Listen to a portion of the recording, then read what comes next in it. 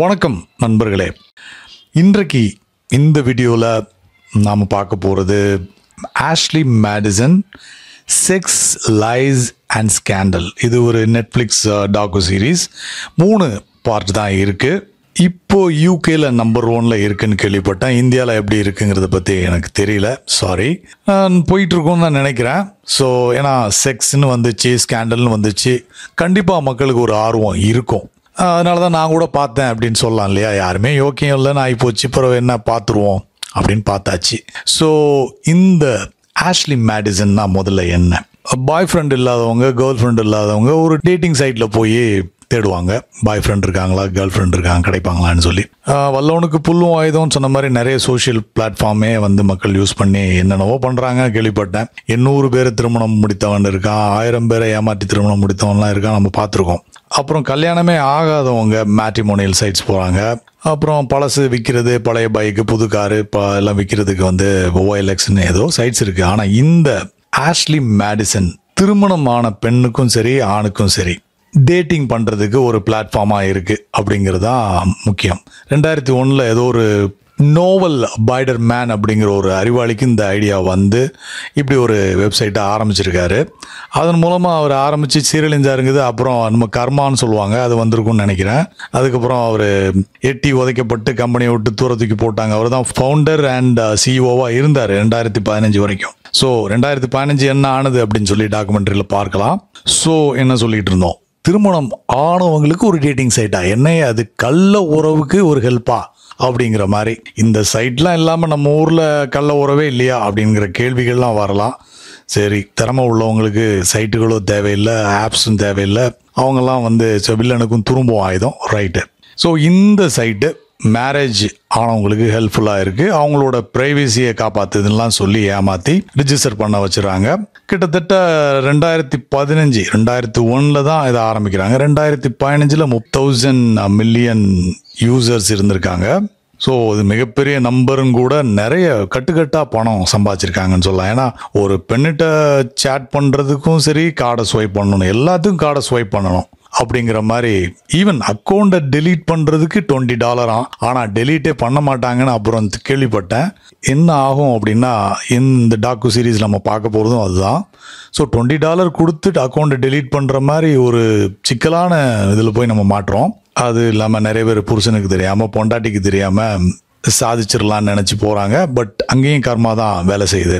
பொதுவாக சொல்லுவாங்க நம்ம ஊரில், முழு பூசணிக்காயை சோத்தில் மறைக்க முடியாதுங்கிற மாதிரி. கள்ள தொடர்புகள் எப்படியோ லீக் ஆயிரும். ஸோ என்ன பண்ணுறது, அதை அவாய்ட் பண்ணவே முடியாது. எப்படியோ யாராவது ஒரு ஆள் கேள்விப்படுவாங்க. அதே மாதிரி இத்தனை பேர் சீக்ரெட்டாக ஃபேமிலியோ, சில்ட்ரன், அதாவது மனைவி, குழந்தை, ஹஸ்பண்டு யாரையுமே டிஸ்டர்ப் பண்ணாமல், அப்பார்ட் ஃப்ரம் மேரிட் லைஃப், அடுத்த ஒரு நபர்கிட்ட தொடர்பு வச்சு நல்ல வாழ்க்கையை ஜாலியாக இருந்திருக்காங்க. இல்லை தினமலர் இந்த ஏதோ ஒரு பத்திரிகை, தமிழ் பத்திரிகையில் படிக்கிற மாதிரி உல்லாசமாக இருந்திருக்காங்க அப்படின்னு சொல்லி நம்ம ஊரில் அதை கொச்சையாக போடுவாங்க இல்லையா. ஸோ மற்ற இடத்துலலாம் நம்ம உல்லாசமாக இருக்க முடியாது. பீச்சில் ஃப்ரெண்டோட உட்காந்து அலையை பார்த்துட்டு இருந்தோன்னா அதெல்லாம் உல்லாசம் கிடையாது. ஒரு பெண்ணோட ரூம் போட்டாலோ ஒரு ஆணோட ரூம் போட்டாலோ அதான் உல்லாசமாக இருக்கிறது அப்படின்னு சொல்லி பத்திரிகைகள்லேருந்து கேள்விப்பட்டோம்.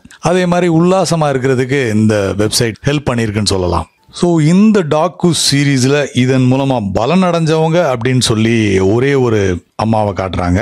அந்த அம்மா நான் எப்போவுமே ஹானியாக இருக்கேன், நான் we are in open marriage, அதனால் அவர் வேற ஒருத்தர் கூட தொடர்பில் இருந்தாலும் நான் கவலைப்படுறதில்ல, நானும் பல பார்ட்னர்ஸோடு இருக்கிறத பற்றி அவரும் கவலைப்படலை. ஸோ ஓப்பன் மேரேஜில் இருக்கவங்களுக்கு இது மாதிரியான வெப்சைட் தேவையா அப்படிங்கிற ஒரு கேள்வி இருந்தாலும், அதன் மூலமாக பலன் அடைஞ்ச ஒரு ஜீவன் அந்த அம்மா அந்த டாக்கு சீரீஸில் பார்க்கும்போது அவங்களோட பேட்டியை காட்டுறாங்க. அதே மாதிரி இந்த வெப்சைட் மூலமாக பாதிப்படைந்த ஒரு 2 நபர் தான் கிடச்சிருக்காங்க.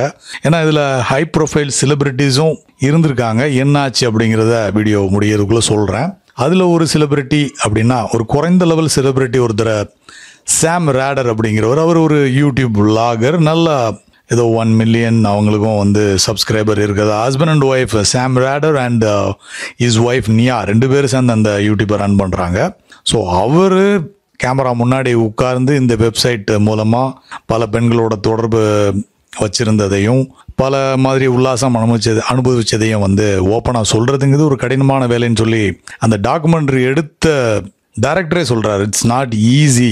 கேமரா முன்னாடி தான் பண்ண, அதாவது உலகத்தின் பார்வையில் ஒரு அசிங்கமான விஷயம் அப்படிங்கிறத வெளியில் சொல்கிறது அவ்வளோ ஈஸியான விஷயம் கிடையாது அப்படின்னு சொல்லி அவர் சொல்கிறாரு. ஸோ இருந்தாலும் நிறைய நேரம் நம்ம வந்து சாம் ரேடரோட ஸ்டோரியை தான் பார்க்க வேண்டியிருக்கு. அவங்க ஒய்ஃபும் வந்து பார்ட் ஆஃப் தி டாக்கு சீரீஸில் வராங்க. அவங்களோட மனநிலை எப்படி இருந்தது, அதாவது இவர் கையும் களவுமா மாட்டும் போது மாட்டிட்டாரு. ஸோ எப்படி மாட்டினார் அப்படிங்கிறதையும் பார்க்குறோம். ஸோ இப்படி கோடியாக கொள்ளையடிச்சிட்டு இருக்கிற இந்த நேரத்தில் 2015 ஒரு பெரிய புயல் வீசுது அப்படின்னு சொல்லலாம். 2015 ஆஷ்லி மேடிசனை யாரோ ஹேக் பண்ணுறாங்க. டீம் இம்பேக்ட் அப்படிங்கிற ஒரு குரூப் ஹேக் பண்ணதா ஒத்துக்கிட்டது இல்லாமல் 30 days டைம் கொடுக்குறாங்க அதோட சிஇஓக்கு, அதாவது நோவல் பைடமேனுக்கு 30 days வந்து வார்னிங் கொடுக்குறாங்க. அதுக்குள்ளே நீ க்ளோஸ் பண்ணலன்னா நான் வந்து டேட்டா எல்லாத்தையும் ரிலீஸ் பண்ணிடுறேன். அது மெம்பர்ஸ் யாரெல்லாம் இருந்தாங்க அவங்களோட ஃபோட்டோஸ், அவங்களோட சீக்ரெட்ஸ் எல்லாத்தையும் பொதுவெளிக்கு கொண்டு வந்துடுவேன் அப்படின்னு சொல்லி ஒரு மிரட்டல் வைக்கிறாங்க. இவங்களும் கம்பெனி சார்பாக பெரிய சைபர் எக்ஸ்பர்ட்ஸ்லாம் வந்து யாராக இருக்கலாம், மேபி இந்த கம்பெனியில் ஏற்கனவே ஒர்க் பண்ண ஒருத்தராக இருக்கலாம்லாம் சந்தேகப்படுறாங்க. ஒரு சமயத்தில் சிஓவே கூட இருக்கலாம் அப்படின்லாம் சொல்லி சந்தேகம் வருது. ஆனால் கடைசியில் அவரோட டவுசரே கிழிச்சு விட்டுறாங்கன்னு சொல்லும்போது அவர் மேலே உள்ள சந்தேகம் போயிடுது. ஏன்னா 2வது வாட்டி அதோட டேட்டா அவன் ரிலீஸ் பண்ணும்போது, இம்பேக்ட் டீம் ரிலீஸ் பண்ணும்போது அவரோட ப்ரைவசி, அதாவது ப்ரைவேட் டீட்டெயில்ஸ் எல்லாமே அவர் எங்கெங்கே தொடர்பில் இருந்தார், லீகலி டீனேஜர்ஸ்ன்னு சொல்லலாம், லீகலி டீனேஜ் கேர்ள்ஸ் கூடலாம் வந்து, அதாவது அபோவ் 17, 18, 19 இயர்ஸ் ஓல்டு பெண்களோடலாம் தொடர்பில் இருந்தார் அப்படிங்கிற அவரோட டீட்டெயில்ஸ் எல்லாம் வெளியிட்டுறாங்க. ஸோ அவர் மேலே உள்ள சந்தேகம் ஆட்டோமேட்டிக்காக போலீஸ்க்கு போயிடுது. ஸோ தனக்கு தானே யார் இந்த மாதிரி செஞ்சுக்க மாட்டாங்கன்னு சொல்லி அவரோட இமெயில்ஸ் எல்லாமே பொதுவெளிக்கு வந்துடுது. ஸோ ஹேக்கர்ஸ் என்ன பண்ணாங்க, 30 days டெட்லைன் முடிஞ்ச உடனே டேட்டாவை ரிலீஸ் பண்ணுறாங்க. ஸோ 2 பார்ட்டாக ரிலீஸ் பண்ணாங்கன்னு கேள்விப்பட்டேன். ஸோ இதற்கு யாரெல்லாம் மெம்பர்ஸாக இருந்தாங்கன்னு சொல்கிறதுக்கு வெளியிடுறதுக்கே ஒரு சைட்டே இருந்திருக்கு.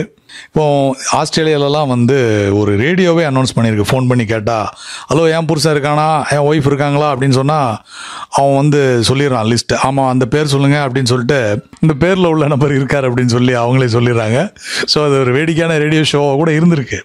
ஸோ அந்த டைமில் சாம் ரேடருக்கு தெரிய வருது எப்படி நம்ம பேர் வெளியில் வந்துடும். எனக்கு கிட்டத்தட்ட இவரும் கொஞ்சம் பாப்புலராக இருக்காது, நிறைய பேர் இவரோட யூடியூப்பை ஃபாலோ பண்ணுறாங்க. ஸோ அந்த டைமில் இவரோட பேர் அடிபடுது. ஒய்ஃபுக்கு எப்படின்னு தெரிய வருதுக்குள்ளே சொல்லிடுவோன்னு சொல்லி ஒய்ஃப்டையும் சொல்லிடுறாரு. ஸோ கொஞ்சம் அறகுறையாக சொல்கிறாரு, நான் வந்து ரொம்பலாம் உனக்கு துரோகம் பண்ணல, ஏதோ நப்பாசையில் நான் சபல புத்தியில் பண்ணிட்டேன்னு சொல்லி கொஞ்சம். ஆனால் அதற்கப்புறம் அவர் டாக்கு சீரீஸில் உட்காந்து பேசும்போது நிறையவே சொல்கிறாரு, நான் வந்து என் ஒய்ஃபுக்கு கடைசி வரைக்கும் தெரியாமல் என்னோட ரகசியம் நான் சாகிற வரைக்கும் என்னோடய இருந்திருக்கும்னு நினச்சேன். ஆனால் இப்படி ஒரு சம்பவம் நடக்கும், இப்படி ஹேக் பண்ணுவாங்க, ரகசியம்லாம் வெளியில் வரும் நான் நினச்சே பார்க்கல அப்படின்னு சொல்லி அந்த டாக்குமெண்ட்ரியில் அவர் பேட்டி கொடுக்குறாரு. ஈவன் அந்த லிஸ்ட்டில் ஜோ பைடனோட மகன் பேர் கூட அடிபடுது. ஆனால் அவர் சொல்கிறாரு, என் பேரை சொல்லி எவனோ கிரியேட் பண்ணிட்டு போயிட்டான் அப்படின்னு சொல்லி வழக்கமாக அரசியல்வாதிகள் கொடுக்குற மாதிரி என்னோட அட்மின் தான் அந்த வேலையை பார்த்துருப்பான் அப்படின்ற மாதிரி ஒரு பதிலை சொல்லிட்டு அவர் தப்பிச்சு போயிட்டார். ஸோ மற்ற ஹை ப்ரொஃபைல் செலிப்ரிட்டிஸ்டெல்லாம் பேட்டி எடுக்க முடியலன்னு சொல்லலாம். இன்னொரு பாதிக்கப்பட்ட நபர் கிறிஸ்டி கிப்சன், ஒரு அம்மா, வயசான அம்மா, இப்போ அவங்களுக்கு நல்ல வயசு இருக்கும்னு நினைக்கிறேன்.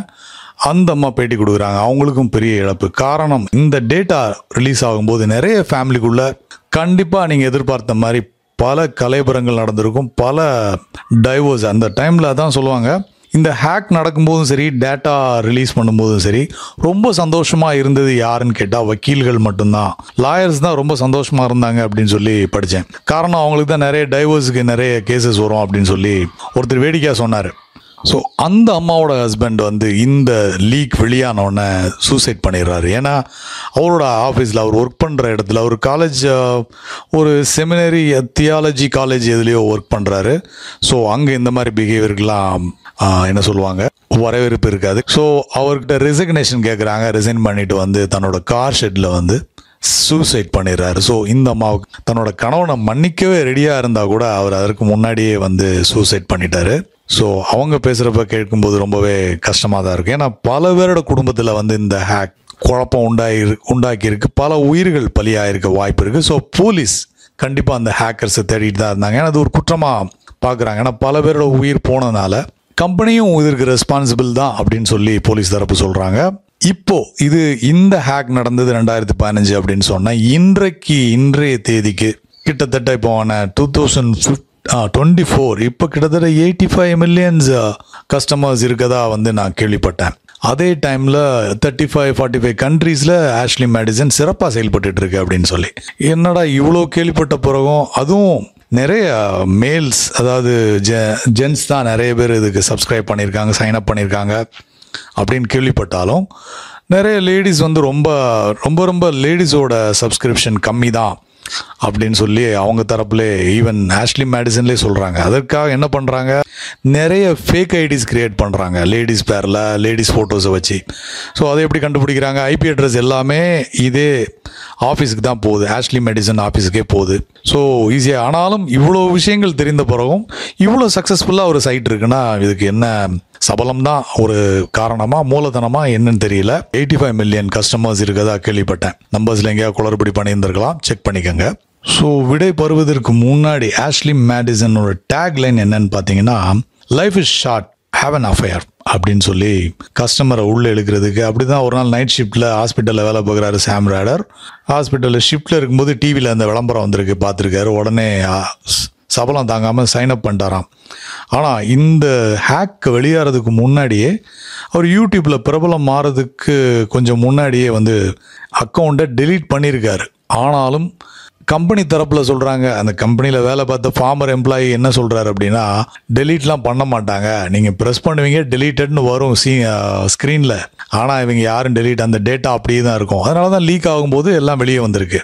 ஸோ எந்த மாதிரியான ஒரு என்ன சொல்லுவாங்க, ஒரு தொழில் தர்மமே இல்லாமல் பண்ணுறதே சொல்லுவாங்கள்ல, நிறைய வீட்டுக்குள்ளே வர்றதே தப்பு, அதை ஊழையிட்டு வருதுன்னு சொல்லுவாங்கள்ல, அதே மாதிரி பண்ணுற தொழிலில் கொஞ்சமாவது நியாயம் வேண்டாமா, அதுவும் இல்லை. ஸோ இவ்வளோ கஸ்டமர்ஸ் இன்னும் இருக்கிறாங்க, பிஸ்னஸ் ஓஹோன்னு போயிட்டுருக்கு. அடுத்த வீடியோவில் கண்டிப்பாக இன்னொரு நல்ல சிறப்பான திரைப்படத்தோடு சந்திப்போம். அதுவரை நன்றி, வணக்கம்.